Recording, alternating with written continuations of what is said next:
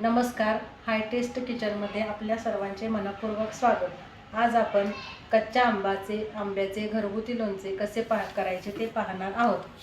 तर हे अशा प्रकारचे आंबे घ्यायचे. हे आंबे स्वच्छ धुवून पुसायचे, म्हणजे पूर्ण कोरडे करायचे आणि त्याच्यानंतर त्याचे काप करायचे.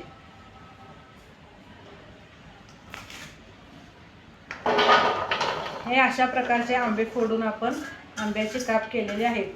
हे साधारण मोठे आंब्याची साईज मोठी असल्यामुळे हे साधारण 8 ते 10 आंबे आहेत.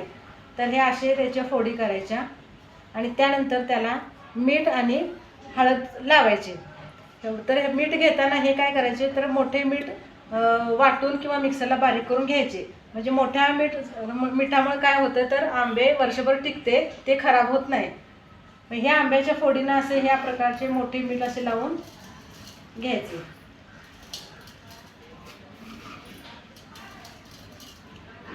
साधारण हे अर्धी वाटी मीठ घेतलेले आहे आणि ही हळद अशी घेऊन या आंब्याच्या फोडींना लावायची.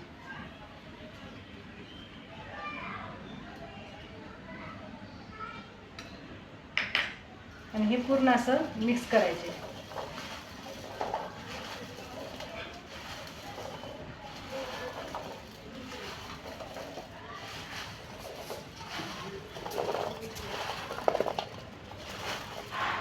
याच्यामुळे काय होते, तर हे याच्यामध्ये जे तुरट पाणी असते किंवा आंबट पाणी असते ते निघून जाते आणि आंब्याचं लोणचं वर्षभर व्यवस्थित टिकते.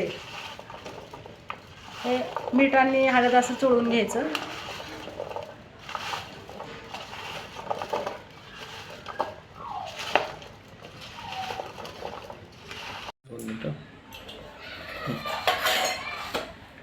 लावून ठेवल्यानंतर दोन मिनिट थांब. तर असे हे मीठ आणि हळद लावून ठेवल्यानंतर ह्या परातीच्या एका साईडला डिश ठेवायची आणि हे असं परात जरा उंच असे ठेवायचे, म्हणजे जेणेकरून एका बाजूला हे सगळं पाणी, मिठाचं पाणी आणि त्याबरोबर आंब्याचं जे तुरट पाणी आहे ते निघून जाते.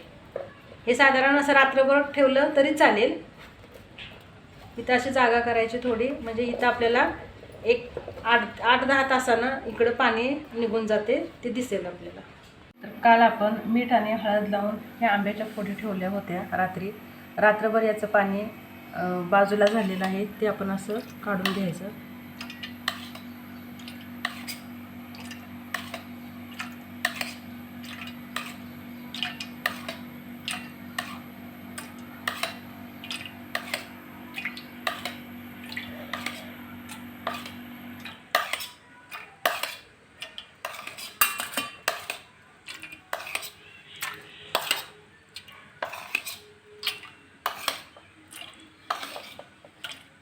आता आपण लोणच्याची पुढची प्रोसिजर करूया.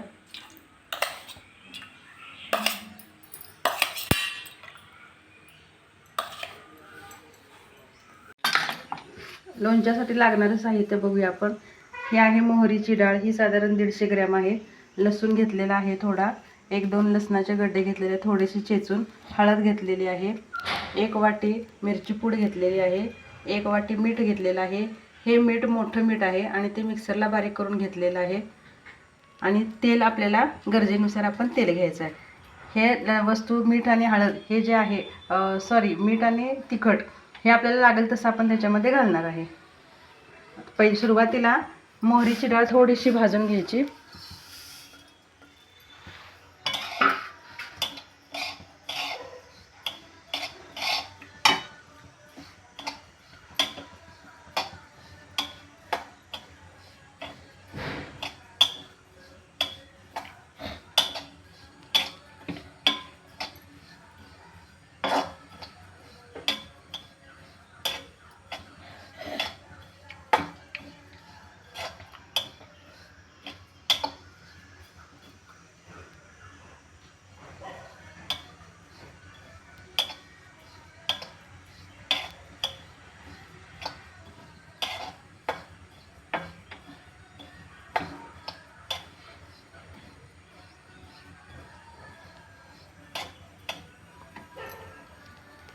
अशा पद्धतीनं मोहरीची डाळ थोडीशी भाजून घेतलेली आहे. आता ही मिक्सरला थोडीशी फिरवायची आहे आणि अगदी तर ही अशी थोडीशी मोहरीची डाळ भाजून घ्यायची आणि मिक्सरला अगदी थोडीशी बारीक करायची. तर ही मोहरीची डाळ आपण अशी बारीक करून घेतलेली आहे. आता आपण तेल तापत ठेवणार आहे.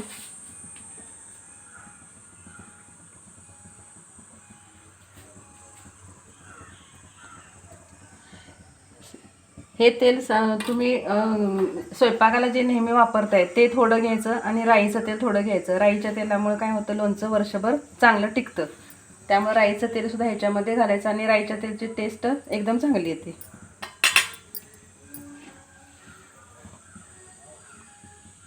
तापेपर्यंत आपण इथे या मोहरीच्या डाळीमध्ये मसाल्याचे साहित्य टाकूया.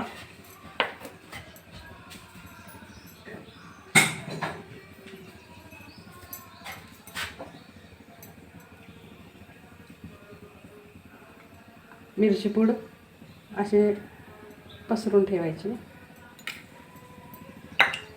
एक 3-4 चमचे घेतलेले आहे. मीठ घ्यायचं.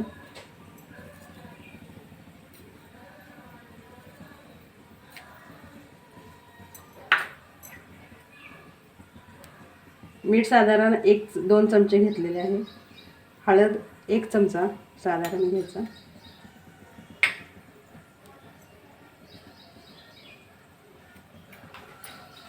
इकडे तेल कडलेले आहे. ह्याच्यामध्ये आपण जो लसूण चेचून घेतलेला आहे तो टाकायचा. लसणामुळे लोणच्याला वास खूप सुंदर येतो आणि लोणचं खूप दिवस टिकते.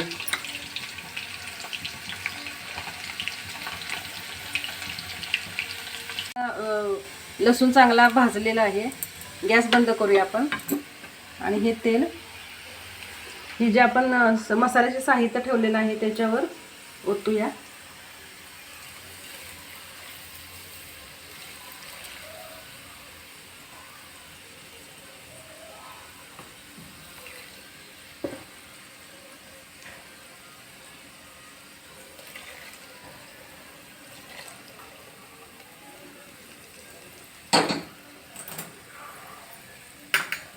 याच्यामध्ये अर्धा चमचा साखर घालूया. हे थोडं जरा थंड होऊन द्यायचं.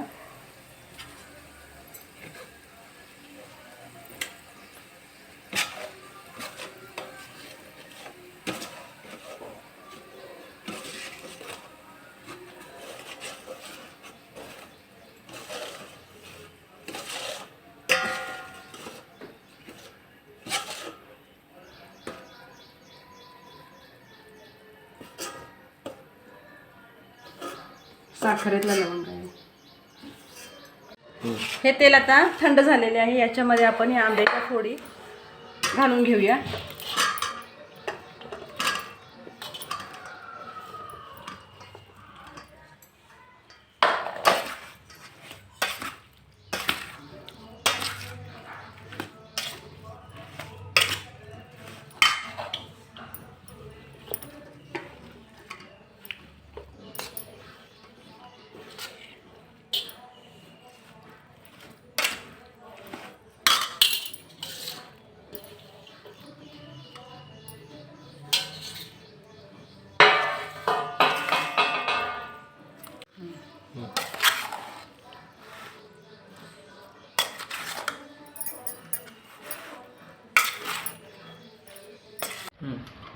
तर हे अशा पद्धतीनं तयार झालेले लोणचे बरणीत भरून ठेवायचे आणि हे बरणीत भरून ठेवल्यानंतर हे तेल घेतलेलं आहे. याच्यामध्ये राईचं तेल आणि आपलं जे नेहमी घरी वापरतो ते तेल, तुम्ही कोणतं पण तेल वापरत असाल ते, आणि राईचं तेल मिक्स करून गरम करायचं आणि गरम करून थंड केल्यानंतर हे या तयार झालेल्या लोणच्यामध्ये ओतायचं.